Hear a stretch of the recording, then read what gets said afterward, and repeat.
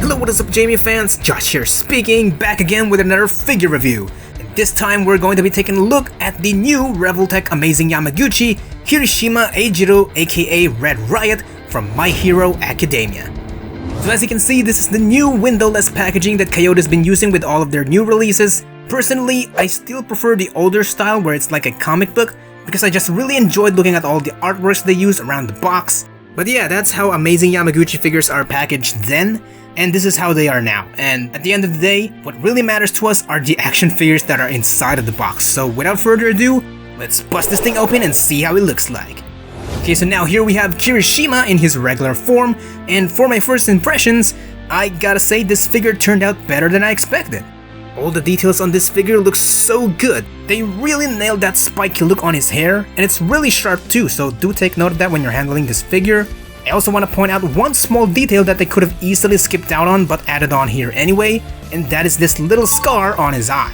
Which, for those of you who don't remember, this was when Kirishima first activated his quirk as a child and accidentally scratched his eye with it. Amazing! This detail is also present on his alternate face, which proves that this isn't just some random paint defect. And since we're already on the topic, let's go ahead and have a look at his accessories. First off, this figure does include an instruction sheet, as every figure should. We got the basic Revoltech stand, which can work with or without the clamp, but either way it works. For facial expressions, as you've already seen, Kirishima does come with two swappable faceplates for his regular form, and another two as well for the Unbreakable, which we're going to be taking a look in just a bit. The default face for his regular form is this neutral serious face, which looks pretty good. And then the second one is the smiling face that is looking to the side. Was that it? Yeah, unfortunately this figure only came with one smiling face, and it is also fixed looking at one direction.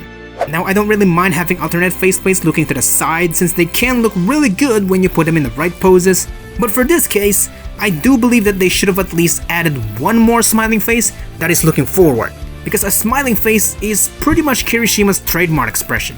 So only including one of it that is also looking to the side is a bit of a bummer in my opinion. For the interchangeable hands, we do get two extra pairs for his regular form and one extra pair for his Unbreakable. Also love the fact that they're now including this piece of plastic where you can keep all of the extra hands on. It is always better to have something like this rather than just having them laying around. For his regular hands, the first pair that came with him in the package are a pair of fists, it comes with a pair of relaxed hands, and a pair of more angrier looking open palm hands. And now finally, to put Kirishima in his full Unbreakable form. As you can see, we do get a whole torso and head already built for his Unbreakable form, however you still need to disassemble these parts in order to apply to his main body. Once you have followed the instructions and broken these parts apart, you will see that they were held together by this piece, which is an exact replica of the torso joints on the actual main body. The only difference is that this thing is not articulated and is just a solid piece. So what you're gonna need to do is to disassemble his regular torso the same way you've broken apart his Unbreakable torso. This is the actual movable joint from inside of his main torso. You reassemble the Unbreakable parts the same way on here, and now here we have Kirishima in his Red Riot Unbreakable form.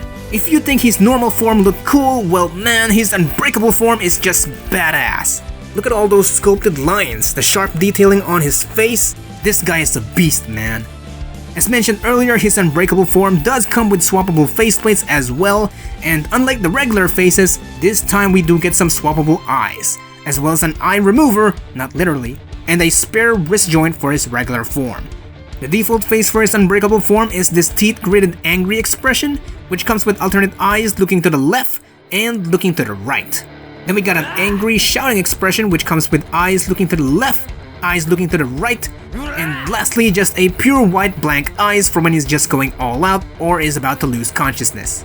For the alternate hands, his Unbreakable form does come with a pair of fists as well as a pair of angry open palm hands. Now as you can see, the arms on his Unbreakable form are actually just a solid piece, meaning he doesn't have any articulation on the wrist, however he does have a swivel around the forearm. I understand that this is to keep the sculpt looking more accurate to the anime. I mean, the main point of his Unbreakable form is that he's supposed to become rock solid, so prioritizing his Unbreakable arms looking more hardened does make a lot of sense, so I'm good with that. I also think it would have been cool if they added that spiky long hands that he did from earlier seasons. I know we never really saw him use it in his unbreakable form, but to me it just feels like a missed opportunity to include more variety for his abilities. With that said, you can also be creative and use his unbreakable arms while in his regular form. This way it just kinda looks like he's using his hardening quirk without going full unbreakable, which is pretty cool. Now moving on to articulation, his regular head can rotate all around, side to side tilt. His back here is articulated just like the rest of the other amazing Yamaguchi figures, so that allows him to look up pretty far. On the unbreakable form, however, it is slightly hindered by the spikes on his back, but it's still pretty decent, and then both forms can look down all the way. His arms can then move up, move all the way forward. As you can see, the gears on his shoulders doesn't really get in the way too much. However, moving out, it does hinder a little bit. He doesn't have an actual bicep swivel, however his arms can rotate using the joints connected to his torso. His elbows can bend about that much. We got wrist rotation, can move down and up. Ab crunch can move all the way in, move back. Rotation at the waist, side to side movement on the upper torso. Then we have this skirt piece, I'm just gonna call it a skirt piece. These are two separate plastics connected through a ball joint, so you can move them around however you like. Legs can move back, move forward, move out. Rotation at the thigh, knee bend. We got some rotation at the boots, as well in the actual foot. Ankles move down, up, and side to side pivot. Now for some height comparisons, here is Kirishima next to your average scaled Marvel Legends. Here he is next to some Sentinel toy figures, third-party Dawson model figures, Figma figures, SH Figuarts, and finally, here he is with the rest of the amazing Yamaguchi figures from the same series. And man, it is just so cool to have them all together. To be honest, I never even thought this line would go this far back when they first announced Deku and All Might. I've always thought that they could probably do Bakugo and Todoroki, and then that would be it. But then we got Endeavor announced, Hawks was announced, we got Kirishima, Aizawa is on the way, and we even have 3 more coming out next year, so there is so much to look forward to from this line, and I am just super excited to get all of them. Alright, so as for the conclusion of this review, overall this is pretty much another solid release. I've already owned this figure for about a week now, and so far I am not experiencing any QC issues despite this figure having interchangeable parts, which already says a lot. Aside from the lack of faceplates on his regular form, the only negative I could really say about this figure are these ugly knee joints.